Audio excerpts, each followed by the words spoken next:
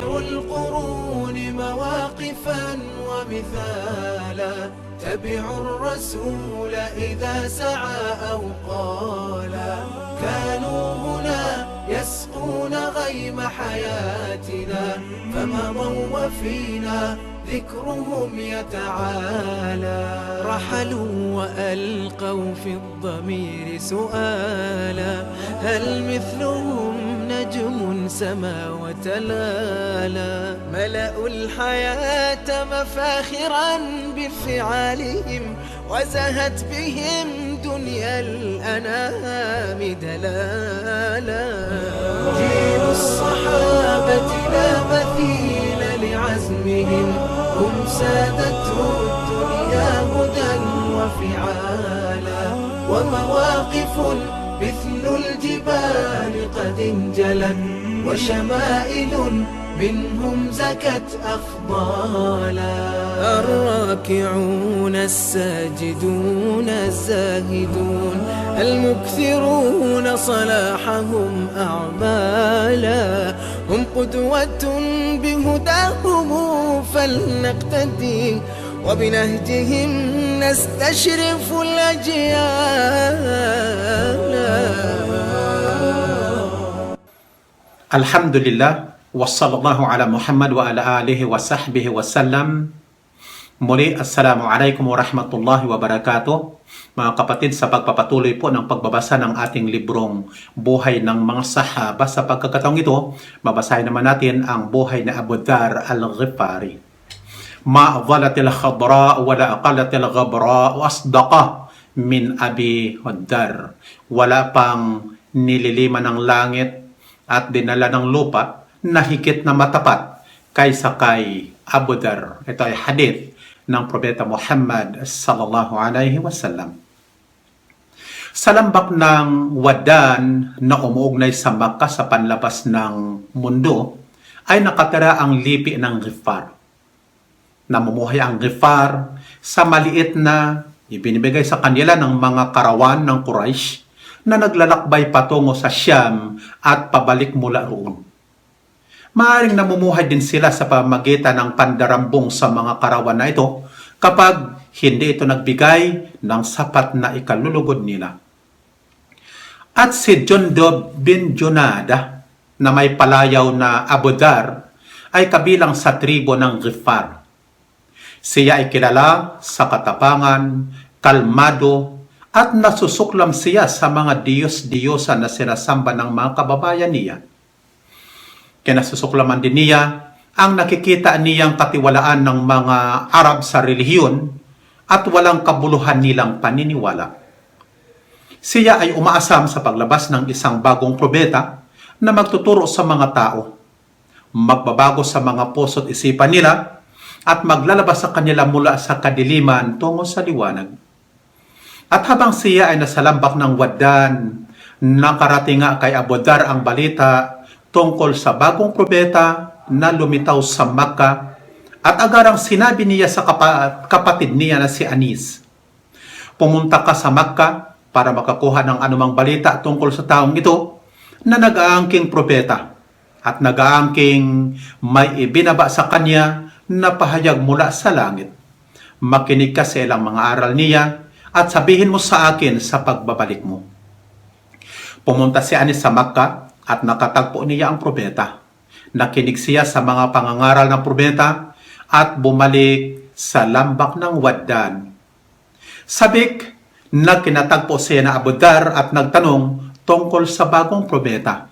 Sinabi niya, "Sumpa man kay Allah, nakita ko ang isang tao na nangangaral sa mga tao ng mga kagandahang asal at nagsasalita siya ng salitang hindi naman makata o patula." Ano naman ang sinasabi ng mga tao tungkol sa kanya? Tanong ni Abu Dharr. Sinabi niya, sinasabi nila na siya ay isang manggagaway, manghuhula at makata. Sinabi ni Abu Dharr, "Sumpa man kay Allah, hindi mo napawi ang uhaw ko at hindi mo naisagawa ang kailangan ko. Pangalagaan mo ang pamilya ko upang ako mismo ang lalakad upang masiyasat ang misyon ng propeta." Sinabi nito, oo, pero mag-ingat ka sa mga naninirahan sa Makkah. Nagbaon si Abu Dhar para sa kanyang paglalakbay. Nagdala siya ng isang maliit na sisidlan ng tubig at naglakbay ng umaga patungo sa Makkah upang makatagpo ang propeta at mapag-aralan niya mismo ang balita tungkol sa propeta. Nang dumating sa Makkah, siya ay nag-alangan na natatakot sa mga taga roon na kung kaya siya ay nag-iingat dahil nabalitaan niya na ang Quraysh ay galit dahil sa pamumuna sa mga diyos-diyosan nila at ang karahasan nila sa mga tagasunod ni Muhammad. Kaya iniiwasan niyang magtanong kahit kanino ng tungkol kay Muhammad dahil hindi niya alam kung ang tatanungin niya ay tagasunod ba ni Muhammad o kalaban nito. Nang gumabi na, nang siya nahiga sa masjid, ay dumaan sa kanya si Ali bin Abi Talib at nalaman nito na siya ay dayo. Kaya sinabi nito, halika sa amin mama. Siya ay sumama sa kanya at nagpalipas ng gabi sa kanya. Kinaumagahan dinala niya ang sisila ng tubig niya at lalagyan ng baon at bumalik sa masjid nang hindi nagtanong at hindi rin siya tinanong. Nakadalawang araw na si Abu Dhar nang hindi niya nakilala ang propeta. Kinagabihan ay muli siyang bumalik sa hinigaan niya sa masjid at muli na namang nadaanan siya ni Ali bin Abi Talib at sinabi nito sa kanya, hindi pa alam ng mama ang bahay niya? Muli na namang sumama si Abu Dhar kay Ali at natulog sa bahay nito sa ikalawang gabi. Muli, wala namang nagtanong ang sinuman sa kanila ng anumang bagay. Nang ikatlong gabi ay nagtanong na si Ali, hindi mo ba sasabihin sa akin kung ano ang dahilan ng pagparito mo sa Makkah? Kung manunumpa ka sa akin na dadalhin mo ako sa hinahanap ko, sasabihin ko. Saan niya? Kaya ibinigay ni Ali sa kanya ang pangako. Sinabi na Abu Dhar, pumunta ako sa Makkah mula sa malayong lugar upang makipagtagpo sa bagong propeta at makinig sa salita niya. Nakita sa mukha ni Ali ang saya sa narinig at sinabi, sumpa man kay Allah, siya ay talagang sugo ni Allah. At ipinagpatuloy niya ang pagkukwento kay Abu Dhar ng tungkol sa propeta at mga katuruan nito. At panghuli ay sinabi niya, bukas ng umaga ay sumunod ka sa akin, saan man ako pupunta. Kapag nakakita ako ng anumang pinangangambahan ko para sa iyo, titigil ako na parang magbibigay ng tubig. At kung ako ay magpapatuloy sa paglakad, ay sumunod ka sa akin hanggang sa pumasok ka kung saan ako papasok. Nang gabing iyon ay hindi man lang nakatulog si Abu Dhar dahil sa tindi ng pagnanais niya na makita ang propeta sa paghahangad na makinig sa anumang ipinahayag sa kanya. Kinabukasan ay lumakad si Ali na kasama ang bisita niya patungo sa bahay ng propeta. Sinusundan naman ni Abu Dhar ang lakad ni Ali nang hindi lumilingon sa anumang nasa paligid hanggang sa humarap sila sa propeta. Sinabi na Abu Dhar, Assalamu alayka ya Rasulallah. Sinagot naman siya ng propeta, Wa alayka salamullahi wa rahmatuhu wa barakatuh. Si Abu Dhar ang unang bumati sa propeta ng pagbati ng Islam at pagkatapos nito ay lumaganap ang pagbati na ito at naging pagbati na ginagamit ng lahat. Pinangaralan na ng propeta si Abu Dhar upang anyayahan sa Islam na binabasahan ng Quran na hindi nagtagal ay kanyang ipinahayag ang salita ng katotohanan at pumasok sa bagong relihiyon nang hindi man lang nakaalis sa kinaroroonan niyang lugar. Siya ay napabilang sa mga naunang yumakap ng Islam, maaring ikatatlo o ikalima. Hayaan natin na sa Abu Dhar mismo ang magsalaysay sa atin sa kanyang kwento. Sinabi niya, Mula noong nag-Muslim ako, tumira akong kasama ng propeta sa Makkah at tinuturoan niya ako ng Islam at binabasahan niya ako ng ilang mula sa Quran. At sinabi niya sa akin, huwag mong sabihin sa sinumang sa Makkah ang pagmumuslim mo dahil nangangamba ako para sa iyo na papatayin kanila. Sinabi ko, sumpa man sa kanya na sa kamay niya ang buhay ko, hindi ako aalis sa Makkah hanggang sa makapunta ako sa masjid at isisigaw ko ang paanyaya sa katotohanan sa gitna ng mga Quraysh. Sa narinig ay tumahimik ang propeta. Pumunta ako sa masjid habang ang mga Quraysh ay nangakaupo at nag-uusap. Pumagit na ako sa kanila at sumigaw ng malakas kong boses, "O mga Quraysh, tunay na ako ay sumasaksi na walang ibang Diyos na dapat sambahin maliban lamang kay Allah at na si Muhammad ay sugo ni Allah." Nang marinig nila ang salita kong ito, ay nagsitayuan sila na nagsabi, "Dakpin ninyo ang tumalikod na ito sa relihiyon niya." Pinagpapalo nila ako para patayin pero naabutan ako ni Al-Abbas bin Abdul Muttalib na tiyuhin ng propeta na nakakilala sa akin at ipinagtanggol niya ako laban sa kanila. Sinabi niya sa kanila, "Mapahamak nawa kayo. Papatayin niyo ba ang isang kabilang salipi ng Ghifar, samantalang ang karawan ninyo ay dumadaan sa kanilang kalupaan? Dahil dito, pinakawalan nila ako." Pumunta ako sa propeta, na nakita niya ako, sinabi niya sa akin, "Hindi ba na ipinagbawal ko sa iyo na ilantad ang pagmumuslim mo? O sugo ni Allah, ito ay pangangailangan na dadama ko sa sarili na dapat kong isagawa."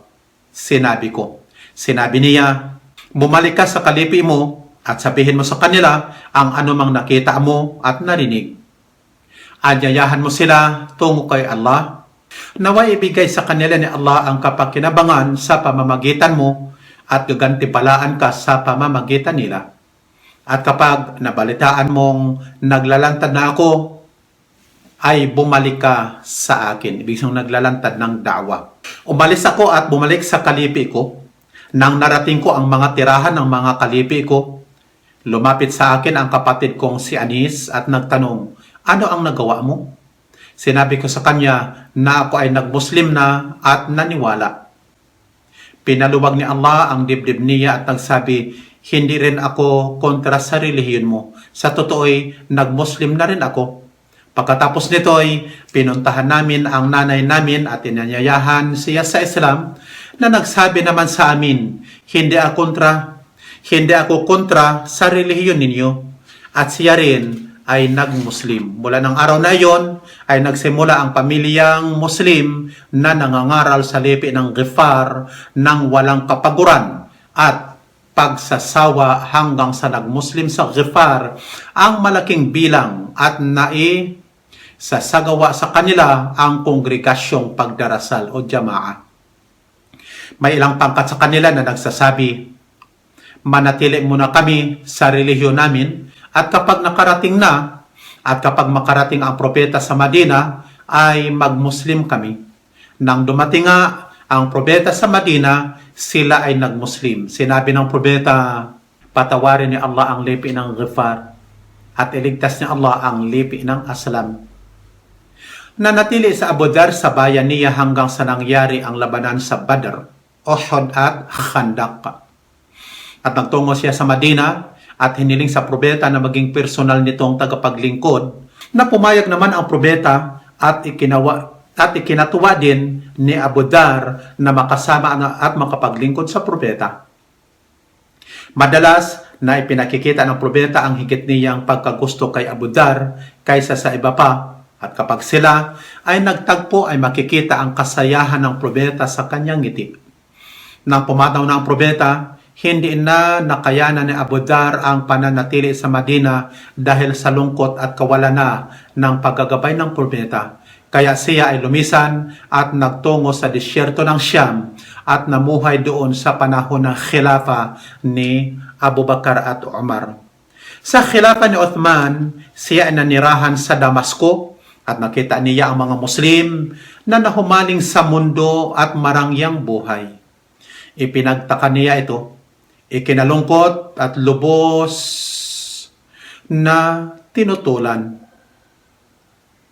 Pinatawag siya ni Uthman bin Affan sa Madina, kaya siya pumunta sa Madina at agarang tinutulan niya at kinalaban ang pagkahumaling ng mga tao sa mundo. Ang mga tao na may lubhang nasasakal na sa tindi ng pamumuna niya sa kanilang mga kapintasan at pagkahumaling sa mundo, na kung kaya inoto sa kanya ni Uthman bin Affan na lumipat sa Ar-Radha na isang nayong maliit ng Madina. Nanirahan siya roon na malayo sa mga tao na nagngingilin sa anumang karangyaan na nasa mga tao at buhay na pangmundo, habang nangungunyapit sa katuruan ng propeta at dalawa nitong mga kasamaan, at higit niyang pinahalagahan ang buhay na nananatili sa akhira kaysa sa pansamantala lamang sa mundo. Isang araw, dinalaw siya ng isang lalaki. Tiningnan nito ang bawat sulok ng bahay niya at wala itong nakitang anumang ari-arian. Tinanong niya si Abu Dhar, "Saan ang mga ari-arian mo? Mayroon tayong bahay doon." Sinabi na Abu Dhar, at idinugtong niya, "Pinapadala natin doon ang mga ari-arian natin." Naunawaan ng lalaki ang ibig sabihin niya, kaya sinabi nito, "Subalit, kailangan mo ang mga ari-arian habang narito ka sa tahanang ito o sa mundong ito." Sumagot si Abu Dhar, "Ngunit ang may-ari ng tahanang ito ay hindi naman niya tayong hahayaan na mananatili dito." Nagpatuloy si Abu Dhar sa buhay na nangingilin. Isang araw, ang Amir ng Siyam ay nagpadala sa kanya ng 300 dinar na sinasabi sa kanya, "Makakatulong ito sa mga pangangailangan mo." Pero ibinalik niya ang salapi na nagsasabi, "Wala na bang nakikita ang Amir na isang alipin na higit na nangangailangan kaysa sa akin sa yamang ito?" Noong taong 32 ng Hijra, pumanaw sa Abu Dhar na isang aliping mananamba at nagngingilin, na kung saan ay sinabi ng propeta tungkol sa kanya, "Ma'adhalatil khabra wala aqallatil ghabra asdaqa min Abi Dhar." Wala pang nililima ng langit at tinala ng lupa na higit na matapat kaysa kay Abu Dhar. Muli na naman nating natunghayan ang buhay ng isa sa mga sahaba na huwara nating mga Muslim sa sigasig sa paghahanap ng katotohanan at pagpapalaganap nito. Huwara natin sa pagngingilin ng makamundong buhay at karangyaan ng mundo. Kung loloobin po ni Allah, ang susunod nating babasahing buhay ay ang buhay ng sahabi na si Abdullah bin Ummi Maktum. Wassalamu alaikum wa rahmatullahi wa barakatuh.